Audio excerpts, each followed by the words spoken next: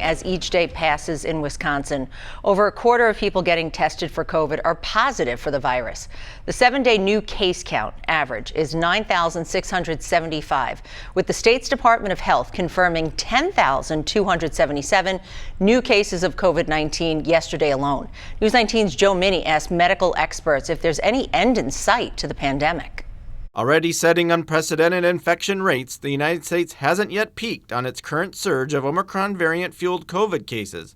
But many are hopeful this spike may lead to the beginning of the end of the pandemic. When it comes down and we're at levels that are sort of pre-Omicron levels of COVID transmission in our community, the million-dollar question is what's going to happen next? The part that's a wild card and the variables that are not that well controlled is that this is a global pandemic. We probably will expect another spike if this virus is allowed to evolve in other parts of the world because there's not enough vaccine coverage over there. In countries with less than 10% vaccination rates, the virus can run relatively unchecked. Most likely the future variants, in order to gain an advantage, they're going to have to somehow escape the immunity that people already have. The best overall protection, probably even against future variants that may exhibit some of these immune escape qualities, is this hybrid immunity. A hybrid of vaccine immunity and infection immunity resulting from the current surge is hoped to provide the protection needed for months to come. We need to get through maybe even more than a year